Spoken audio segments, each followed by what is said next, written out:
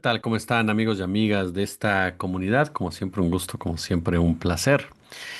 Hablar de crimen organizado, en definitiva, no le permite a nadie darse golpes de pecho y menos a los Estados Unidos. Mucho de lo que pasa en México es resultado de las decisiones que se toman de aquel lado de la frontera para seguir manejándolo a su antojo y eso tiene que ver tanto con la violencia como con la economía y demás. Hace unos momentos, se dio a conocer información interesante que analizar, que platicar con ustedes, sin el afán de lavar la cara a nadie, ni mucho menos, pero sí de dimensionar los momentos que se están discutiendo. El Tesoro de Estados Unidos sancionó a tres instituciones financieras mexicanas por facilitar el tráfico de fentanilo al norte de la frontera mexicana y lavar dinero procedente del tráfico de drogas. En un comunicado, el Departamento del Tesoro anunció la emisión de tres órdenes que bloquean ciertas transacciones a Cibanco, Intercam y Vector a través de la red de aplicación de la ley contra crímenes financieros, FinCEN, por ser una principal preocupación por lavado de dinero vinculado al tráfico de opioides ilícitos y prohíbe respectivamente ciertas transferencias de recursos involucrando, reitero, a Cibanco, Intercam y también, por supuesto, Vector, ¿no? Esto es lo que se da a conocer respecto a este caso. ¿Sabe usted quién es el dueño de Vector? Alfonso Romo. Alfonso Romo es el principal accionista de esta empresa. Alfonso Romo, que usted sabe, pues es un hombre muy vinculado con la economía, con los empresarios de nuestro país, particularmente del norte, sí, que fungió como una especie de secretario de particular Andrés Manuel López Obrador, o más bien dicho, de enlace de Andrés Manuel López Obrador, asesor con estos empresarios. Un hombre que ha sido pues considerado pinochetista, completamente de la ultraderecha, vinculado también a Monsanto, de los que ha llevado a cabo acciones en contra de la agroindustria nacional, precisamente para beneficiar, ¿no? Para beneficiar a sus propios, a sus propios intereses y en contra del campo mexicano. En el caso de Cibanco, son accionistas que adquirieron la entidad en 2004, mantienen un control accionario hasta la fecha. Es Jorge Rangel de Alba, el presidente y figura prominente en la dirección de este instituto, ¿no? De Cibanco. Esa sería la persona que estaría siendo la cabeza del mismo.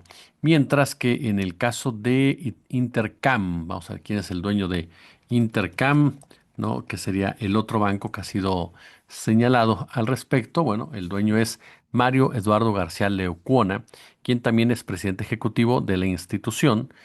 Según Intercam, es un grupo financiero mexicano que incluye un banco, una casa de bolsa, una operadora de fondos de inversión y un banco en Puerto Rico. Eso es lo que se sabe en torno al dueño precisamente de este Intercam, ¿no? Ahora, ¿qué es lo que dice el gobierno norteamericano? Según el Tesoro, se trata de la primera embestida contra algún individuo o empresa a través de la Ley de Sanciones de Fentanilo y la Ley FENOF de Fentanilo, que ha dado mayores capacidades al departamento para combatir el lavado de dinero derivado del tráfico de opiáceos. De acuerdo con la sanción, Cibanco fue identificado por tener un patrón de mucho tiempo, asociaciones, transacciones y provisiones de servicios financieros que facilitan el tráfico de opioides ilícitos por cárteles mexicanos, incluyendo a los Beltrán Leiva, el cártel Jalisco Nueva Generación y el cártel del Golfo. Y la dependencia también asegura que el banco ha facilitado la adquisición de precursores químicos desde China que son utilizados para producir drogas sintéticas que terminan en Estados Unidos. Para el caso de Intercam, se señala un patrón de lavado de dinero en el que se vincula con el cártel Jalisco Nueva Generación, particularmente. Dice que ejecutivos de Intercam a finales del 2022 se reunieron directamente, ojo con esto, directamente con presuntos miembros de este cártel para discutir esquemas de lavado de dinero, incluyendo la transferencia de fondos desde China, desde 2021 hasta 2024, una firma china asociada con un individuo que enviaba precursores químicos desde China a México. En el caso de Vector se señalan vínculos con el cártel de Sinaloa y el cártel del Golfo, así como el facilitar la adquisición de precursores químicos para fabricar drogas sintéticas. Finalmente, detalla que Vector habría facilitado el pago de más de $1 millón de empresas mexicanas a chinas para la venta y adquisición de precursores químicos. ¿Cuál fue la respuesta por parte de las autoridades mexicanas? La Secretaría de Hacienda fue informada previamente por el Departamento del Tesoro sobre estos presuntos vínculos de Cibanco, Vector e Intercam con actividades de lavado de dinero de los cárteles de la droga, pero no recibió pruebas al respecto, más allá de algunos problemas administrativos que fueron sancionados con multas por 134 millones de pesos. Dicen, no hay manera de probar actividades ilícitas, es lo que informó la dependencia en un comunicado. Queremos ser claros de contar con información contundente que pruebe actividades ilícitas de estas tres instituciones financieras. Actuaremos con todo el peso de la ley. Sin embargo, a la fecha no contamos con ninguna información en este sentido. Fue lo que señaló el sector hacendario en México, que detalla que en su momento el Tesoro notificó a la Unidad de Inteligencia Financiera a través de la Dirección General de Asuntos Normativos e Internacionales y a Hacienda sobre estas presuntas irregularidades. Sin embargo, insiste, no enviaron pruebas, más allá de algunas transferencias electrónicas realizadas a través de las Cibanco, Intercam y Vector con empresas chinas legalmente constituidas. A ver, mire, no se trata, insisto, de lavarle la cara a nadie, pero tampoco de comprar todo el discurso. En este momento Estados Unidos o el gobierno de Donald Trump intentan consolidar la narrativa de que todo México está bajo un control del narcotráfico. ¿Por qué? Porque así conviene a sus intereses, a pesar de que el narcotráfico lo manejan ellos. Vamos a dejarlo pero muy claro. Entonces, no se trata de decir que en México no se lava dinero. Por supuesto que se lava dinero en México y bastante dinero, pero se lava más en Estados Unidos. Y no voy a caer en el PRI robo más, simplemente que lo que yo veo de fondo aquí es una campaña por parte de Estados Unidos de echarle toda la culpa a México de un problema del cual ellos son principalmente responsables. No con esto insisto, si están alguno de estos grupos lavando dinero, que se les castigue, que se les sancione, que se les vete, que se meta a la cárcel. Por eso di los nombres de los dueños. Ajá. Yo no defiendo millonarios, nunca lo he hecho y nunca lo voy a hacer, pero tampoco voy a defender a un imperio o le voy a dar total certidumbre a un imperio que si algo se ha caracterizado es de utilizar el narcotráfico como arma este intervencionista. Ahora, hagamos un pequeño repaso de lo que es todo este asunto del lavado de dinero para ir entendiendo un poco más la trascendencia del mismo y por qué durante muchos años, pues las autoridades de todos lados han hecho patos para combatirla. El poder del crimen organizado en México se fundamenta, a ver, primer paso, control territorial, ¿no? Y desde allí escala en control, en despojo de recursos naturales, disputa por bosques, aserraderos, agua, tierras fértiles, rutas, mercados para el tráfico de estupefacientes, armas, y por supuesto se redondea todo esto con incursiones de los recursos de procedencia ilícita a los mercados financieros y en el sistema bancario internacional. Llama la atención que los señalamientos se dan solamente hacia bancos netamente locales y no a grandes bancos internacionales.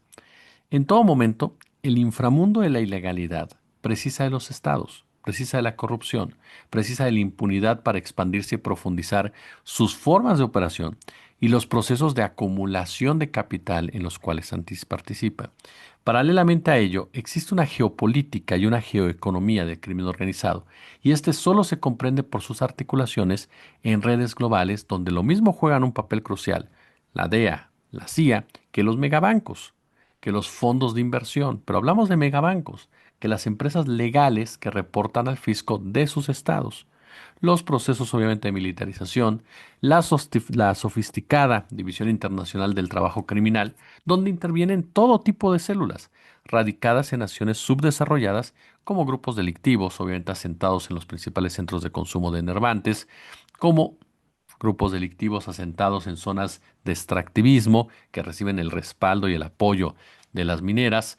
Y además, actividades criminales como el narcotráfico se han vuelto el salvavidas, el lubricante de la economía mundial. Por eso es que me parece que se juega mucho en esta nota mucho cinismo. Desde hace décadas, cuando la economía mundial entra en crisis, el dinero lavado del crimen organizado es lo que lo saca adelante. Ahí están los datos de 2008-2009. 950 mil millones de dólares son movidos anualmente en esas épocas. Y todo esto es posible solo con qué? Con el blanqueo de dinero, en megabancos globales, en bancos. Así de claro. Si el narcotráfico fuese declarado legal por Estados Unidos o por los estados, ¿cuánto tiempo cree usted que se tarde la economía capitalista en dinamitarse? Las mismas élites políticas financieras recurren a las campañas electorales financiadas con fondos de procedencia ilícita. Vayámonos un poco más atrás. ¿Recuerda usted el caso de Stanford? Ajá, de este banco Stanford, con sede en Antigua. Estoy hablándole del 2009, me parece, si no mal recuerdo, que lavaba dinero de la empresa criminal Cártel de Juárez. Aquí el punto es que sabe usted quién era parte del Consejo de Administración, Jorge Castañeda, quien había sido canciller de Vicente Fox, Quesada, ¿no? Por ejemplo, está el caso de que denunció el italiano Antonio María Costa, quien estaba al frente de la 1DC por sus siglas en inglés, ¿no? Que es la Oficina de Estupefacientes y Crimen de la ONU, quien reveló en ese momento que 352 millones de dólares de procedencia criminal fueron efectivamente lavados por instituciones financieras, lo que permitió mantener a flote el sistema financiero en el marco de la crisis del 2008-2009. Entonces, ojo, y este punto no es menor. Ajá.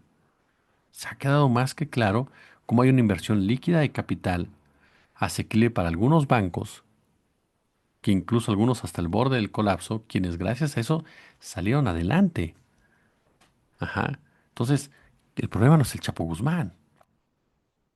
Esa es la verdad de las cosas. El problema es el propio capitalismo, es al que me estoy refiriendo. Porque en los bancos encuentras intereses de todos y cada uno de estos personajes que están metidísimos. Le voy a dar rápido. HCBC, un esquema Ponzi con conocimiento perfectamente de causa. Permitió una estafa brutal, 80 millones de dólares mal habidos, por ejemplo. Esto fue en 2003, 2013, 2014. Ajá. Fue una estafa brutal, por donde se le quiera ver. El Barclays Bank, dinero de un amigo de Vladimir Putin, ¿no? Y que mostraron claramente cómo se utilizó el Barclays Bank en Londres para lavar dinero y eludir sanciones.